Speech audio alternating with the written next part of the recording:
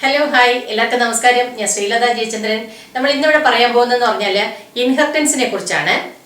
അപ്പോൾ അത് പറയുന്നതിന് മുമ്പേ ആദ്യമേ തന്നെ പറയാം, വീഡിയോ കാണുന്നവരൊക്കെ മറക്കാതെ സബ്സ്ക്രൈബ് ചെയ്യുക, സപ്പോർട്ട് ചെയ്യുക. കാരണം ഞാൻ ഇതിനു മുമ്പ് ഒരു വീഡിയോയിൽ പറഞ്ഞിരുന്നു, ഞാൻ ടീച്ചിങ് ഫീൽഡിൽ വന്നിട്ട് ഒരുപാട് വർഷങ്ങളായി, പക്ഷേ യൂട്യൂബിൽ ഞാനൊരു ബിഗിനറാണ്. അപ്പോൾ അതുകൊണ്ട് നിങ്ങൾ കുറേ ഷെയർ ചെയ്തൊക്കെ പോയാൽ മാത്രമേ എനിക്ക് അറിയുന്ന കാര്യങ്ങൾ കുറേ ഷെയർ ചെയ്ത് നിങ്ങൾക്ക് തരാൻ സാധിക്കുള്ളൂ അല്ലേ. അതായത് കുറച്ച് ടിപ്സ് ആയാലും ലോജിക് ഡെവലപ്മെന്റ് ആയാലും എങ്ങനെയാണ് നമുക്ക് സിമ്പിൾ ലോജിക് കണ്ടുപിടിക്കേണ്ടത്, അങ്ങനെയുള്ള കാര്യങ്ങളൊക്കെ എനിക്ക് നിങ്ങളിലേക്ക് എത്തിക്കണമെന്നുണ്ടെങ്കിൽ എല്ലാവർക്കും ഒന്ന് ഷെയർ ചെയ്യുക, അതുപോലെ മറക്കാതെ സബ്സ്ക്രൈബ് ചെയ്യാം. ഓക്കെ, അപ്പോൾ നമുക്ക് സ്റ്റാർട്ട് ചെയ്യാം. അപ്പോൾ ഇൻഹെറിറ്റൻസ് എന്ന് പറയുമ്പോൾ എന്താ വരുന്നത്? ഒരു പാരന്റ് ക്ലാസ്സും കാണും, ഒരു ചൈൽഡ് ക്ലാസ്സും കാണും. ഓക്കെ, പാരന്റ് ക്ലാസ്സും ചൈൽഡ് ക്ലാസ്സും. അപ്പോൾ ഇതിനകത്ത് പാരന്റ് ക്ലാസ്സിൽ ഉള്ള എല്ലാ ഫീച്ചേഴ്സിനെയും നമുക്ക് എന്ത് ചെയ്യാൻ പറ്റും? ചൈൽഡ് ക്ലാസ്സിലോട്ട് എടുക്കാൻ പറ്റും അല്ലേ. അതായത് പാരന്റ് ക്ലാസ്സിന്റെ എല്ലാ ഫീച്ചേഴ്സും ചൈൽഡ് ക്ലാസ്സിന് കിട്ടും. അതായത് എ എന്ന് പറയുന്ന ഒരു ക്ലാസ്, ബി എന്ന് പറയുന്ന അനദർ ക്ലാസ്. അപ്പോൾ ബി എന്ന് പറയുന്ന ക്ലാസ്സിനെ എ എന്ന് ഡിറൈവ് ചെയ്യണം. നമ്മൾ നോർമലി ഒരു ക്ലാസ് ചെയ്യുന്ന പോലെ ചെയ്താൽ പോരാ, അതിൽ നിന്നും ഡിറൈവ് ചെയ്തെടുക്കണം.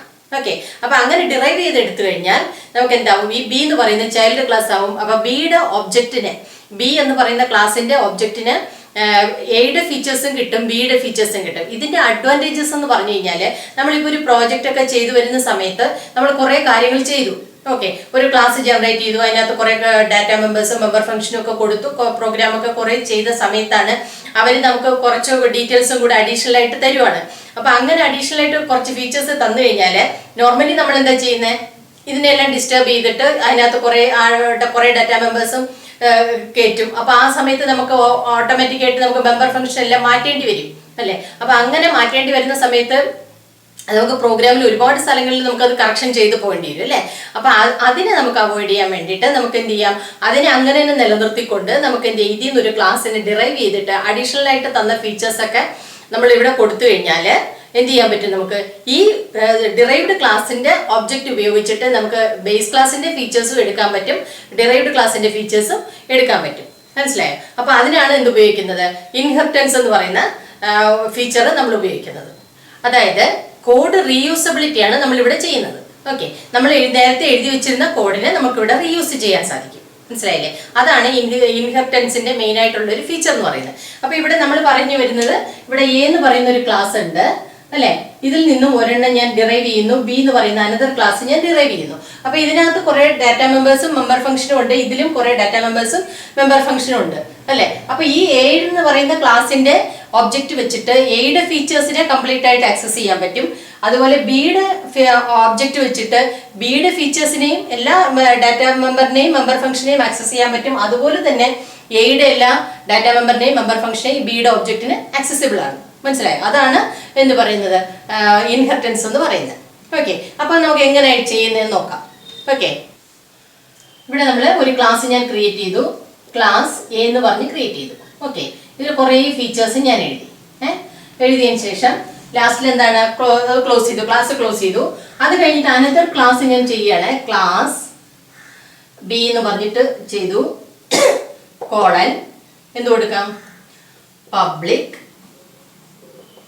എ. മനസ്സിലായോ? ഇങ്ങനെയാണ് ഇത് ഡിഫൈൻ ചെയ്യുന്നത്. മനസ്സിലായില്ലേ? ക്ലാസ് എ ഡിഫൈൻ ചെയ്തു, അത് കഴിഞ്ഞ് അത് ക്ലോസ് ചെയ്തതിന് ശേഷം ക്ലാസ് ബി നമ്മൾ ഡിഫൈൻ ചെയ്യുന്ന സമയത്ത് എങ്ങനെ കൊടുക്കണം? ക്ലാസ് ബി ഒരു കോളൻ എന്നുള്ള സിമ്പിൾ കൊടുക്കുക. അത് കഴിഞ്ഞിട്ട് അതിന്റെ വിസിബിലിറ്റി മോഡ് ഏതാന്ന് പറയാ, ഏത് ക്ലാസ്സിൽ നിന്നാണ് ഡിറൈവ് ചെയ്യേണ്ടതെന്നുള്ള സ്പെസിഫൈ ചെയ്ത് പറയാം. Okay, class B colon public A എന്ന് കൊടുക്കുമ്പോൾ ഇത് പബ്ലിക് ആയിട്ടാണ് ഡിറൈവ് ചെയ്യുന്നത്. ഓക്കെ, പബ്ലിക് ആയിട്ട് ഡിറൈവ് ചെയ്താൽ എന്താന്ന് വെച്ചാൽ ഇതിനകത്തുള്ള ഡാറ്റാസ് എല്ലാം എങ്ങനെയാണോ, എന്ത് മോഡാണോ നമ്മൾ കൊടുത്തേക്കുന്നത് സെയിം തന്നെ നമുക്കിവിടെ കിട്ടും. ഓക്കെ, അതേസമയം ഞാനിവിടെ പ്രൈവറ്റ് ആയിട്ടാണ് ഡിറൈവ് ചെയ്തതെങ്കിൽ ഇവിടുത്തെ പബ്ലിക് ഡാറ്റയും ഇവിടെ വരുമ്പോൾ എന്താവും? പ്രൈവറ്റ് ആവും. മനസ്സിലായോ? അങ്ങനെ പ്രൈവറ്റ് ആയിട്ട് നമ്മൾ ഡിറൈവ് ചെയ്തെടുത്തു കഴിഞ്ഞാൽ ഇവിടെ പ്രൈവറ്റ് ആയിട്ട് ഡിറൈവ് ചെയ്യുമ്പോൾ ഇതെന്താണ്? ഇവിടുത്തെ പബ്ലിക് ഡാറ്റയും ഇവിടെ വരുമ്പോൾ പ്രൈവറ്റ് ആവും. അപ്പൊ അങ്ങനെ വരുമ്പോൾ നമുക്ക് ഡയറക്റ്റ് ആയിട്ട് മെയിനിലെ ഒബ്ജക്റ്റ് ഡോട്ട് മെമ്പർ ഫംഗ്ഷനെയും പറയാൻ പറ്റില്ല. അങ്ങനെ വരുമ്പോൾ എന്താണ്? ഇതിന്റെ മെമ്പർ ഫംഗ്ഷൻ ത്രൂ മാത്രമേ നമുക്ക് ഇതിനകത്തുള്ള ഡാറ്റ ആക്സസ് ചെയ്യാൻ പറ്റുള്ളൂ. അത് ചെയ്യാൻ പറ്റും. ഓക്കെ, ഇതിനകത്തുള്ള മെമ്പർ ഫംഗ്ഷൻ ഉപയോഗിച്ചിട്ട് ഇതിനകത്തുള്ള ഡാറ്റയെ നമുക്ക് ആക്സസ് ചെയ്യാൻ പറ്റും. അതേസമയം പബ്ലിക് ആയിട്ടാണ് ഡിറൈവ് ചെയ്യുന്നതെങ്കിൽ ഇതിനകത്തുള്ള ഡാറ്റാസ് ഒക്കെ നമുക്കിവിടെ ആക്സസ് ഉണ്ട്. മനസ്സിലായില്ലേ? അതാണ് ഇതിൽ വരുന്ന ഡിഫറൻസ്, പബ്ലിക് ആയിട്ടും പ്രൈവറ്റ് ആയിട്ടും കൊടുക്കുന്നത് തമ്മിലുള്ള ഡിഫറൻസ് എന്ന് പറയുന്നത്. നമ്മൾ പറഞ്ഞത് എ എന്ന് പറയുന്ന ഒരു ക്ലാസ് അതിൽ നിന്ന് ബി ഡിറൈവ് ചെയ്തു. ഇതിന് പറയുന്നത് എന്താണ്? സിംഗിൾ ഇൻഹെറിറ്റൻസ് എന്നാ പറയുന്നത്. അതുപോലെ എ എന്ന് പറയുന്ന ഒരു ക്ലാസ് ഇതിൽ നിന്ന് ബി ഡിറൈവ് ചെയ്തു, ഇതിൽ നിന്ന് സി ഡിറൈവ് ചെയ്തു. അപ്പൊ എന്താണ്? ഇങ്ങനെ എത്ര വേണോ ഡിറൈവ് ചെയ്ത് പോവാം അല്ലെ? അങ്ങനെ ചെയ്തു കഴിഞ്ഞാൽ എന്താണ്? ഓരോ ലെവലായിട്ടാ പോകുന്നത് അല്ലെ? അപ്പൊ എന്താണിത്? ഇതിനെ പറയുന്നത് മൾട്ടി ലെവൽ ഇൻഹെറിറ്റൻസ് എന്നാണ് പറയുന്നത്. ഓക്കെ, ഇത് സിംഗിൾ ഇൻഹെറിറ്റൻസ്, ഇത് മൾട്ടി ലെവൽ ഇൻഹെറിറ്റൻസ്. പിന്നെ വരുന്ന മൾട്ടിപ്പിൾ ഇൻഹെറിറ്റൻസ് ഉണ്ട്. എയും ബിയും രണ്ട് ക്ലാസ്, ഇതിൽ നിന്ന് രണ്ടിൽ കൂടെ ഡിറൈവ് ചെയ്യുകയാണ് സി. ഓക്കെ, എ എന്ന് പറയുന്നതും ബി എന്ന് പറയുന്നതും അതിന്റെ പാരന്റ്, സിയുടെ പാരന്റ് ആയിട്ട് വരും.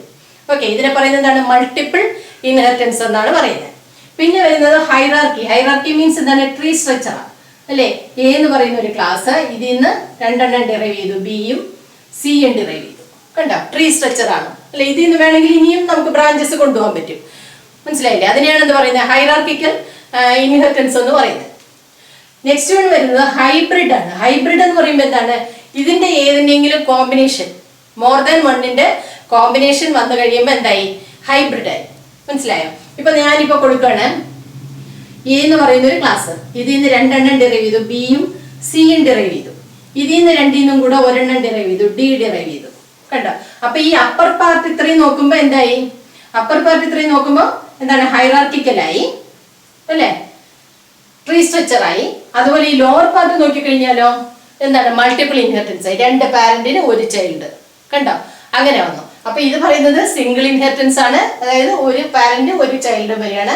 ഇത് പറയുന്ന മൾട്ടി ലെവൽ ഇൻഹെറിറ്റൻസ് ആണ്, അതായത് ഓരോ ലെവലായിട്ട് മാറിപ്പോവാണ്. അതിനെയാണ് എന്ത് പറയുന്നത്? Multi level. എന്ന് ബി, ബിന്ന് സി, അങ്ങനെ പോവാണ്.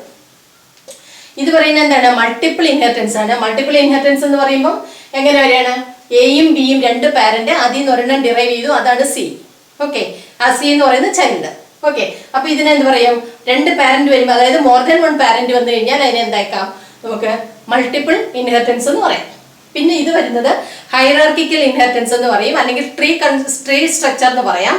അപ്പൊ അത് വരുന്നത് എന്താണ്? ഒരു പാരന്റ്, അതിൽ നിന്ന് രണ്ട് ചൈൽഡ്. ഓക്കെ, ഇങ്ങനെ നമുക്ക് എത്ര വേണോ ഇതിനെ എക്സ്പാൻഡ് ചെയ്ത് കൊണ്ടുപോകാൻ പറ്റും. ഇത് ഒന്ന് തന്നെ ആണെന്നില്ല, ഇങ്ങനെ വേണമെങ്കിലും കൊടുക്കാം. ഡി. മനസ്സിലായോ? അപ്പൊ ഈ മൂന്ന് ചൈൽഡിന്റെയും പാരന്റ് എന്ന് പറയുന്നത് ഏതാണ്? എ ആണ്. ഓക്കെ, അതാണ് എന്ത് പറയുന്നത്? ഹൈറാർക്കിക്കൽ സ്ട്രക്ചർ പറയുന്നത്. പിന്നെ ഇത് പറഞ്ഞ എന്താണ്? ഹൈബ്രിഡ് ആണ്. ഹൈബ്രിഡ് എന്ന് പറയുമ്പോൾ അതിന് പ്രത്യേകിച്ച് ഒരു ഷേപ്പ് ഒന്നുമില്ല, ഇങ്ങനെ തന്നെ വരണമെന്നൊന്നുമില്ല. മോർ ദാൻ വണ്ണിന്റെ കോമ്പിനേഷൻ. മനസ്സിലായോ? ഇതിൽ പറഞ്ഞില്ല, മോർ ദാൻ വണ്ണിന്റെ കോമ്പിനേഷൻ ആയിട്ട് എടുക്കുന്നതിന് എന്ത് പറയാം?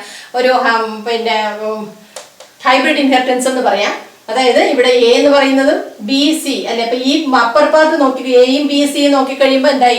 ഹൈറാർക്കിക്കൽ സ്ട്രക്ചർ ആയി. അതുപോലെ ബി സി ഡി നോക്കി കഴിഞ്ഞാൽ എന്തായി? മൾട്ടിപ്പിൾ ഇൻഹെറിറ്റൻസ് ആയി. ഇത് തന്നെ നമുക്ക് എങ്ങനെ കൊടുക്കാം? ഇങ്ങനെ പറയാം. ഞാൻ ഈ മൾട്ടി ലെവൽ കൊടുക്കുവാണ്. എന്ന് ബി, ഇതിൽ നിന്ന് സി. ഓക്കെ, അപ്പൊ ഈ ഇവിടെ ഡി എന്ന് പറയുന്ന അനദർ ഒന്ന്, അതിൽ നിന്നും കൂടെ നമുക്ക് വേണമെങ്കിൽ എന്ത് കൊടുക്കാം? സി എ ഡിറൈവ് ചെയ്യാം. മനസ്സിലായോ? അപ്പൊ സിയുടെ പാരന്റ് എന്ന് പറയുന്നത് ബിയും ഡിയും ഇതിന്റെ പാരന്റ്. അപ്പൊ ഇത് ഇവിടെ വന്നപ്പോ എന്തായി? മൾട്ടിപ്പിൾ ഇൻഹെറിറ്റൻസ് ആയി. ഇത് വന്നപ്പോ എന്തായി? മൾട്ടി ലെവൽ ഇൻഹെറിറ്റൻസ് ആയി.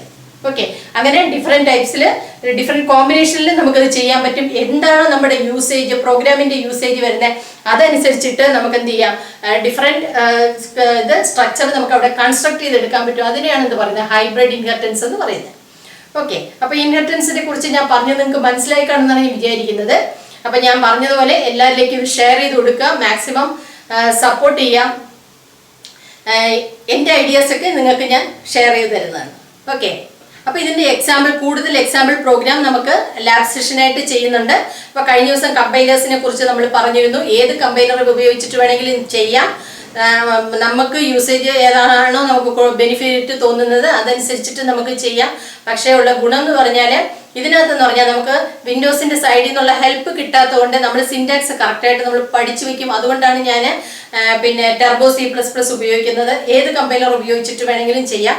അതുപോലെ നിങ്ങൾക്ക് എന്തെങ്കിലും ഡൗട്ട്സോ കാര്യങ്ങളോ എന്തെങ്കിലും ഉണ്ടെങ്കിൽ നിങ്ങൾക്ക് കമന്റിലൂടെ അറിയിക്കാവുന്നതാണ്, ഞാൻ റിപ്ലൈ ചെയ്യുന്നതാണ്. ഓക്കെ, അപ്പം നമുക്ക് പുതിയൊരു ടോപ്പിക്കുമായിട്ട് വീണ്ടും അടുത്ത ക്ലാസ്സിൽ കാണാം. Okay, by.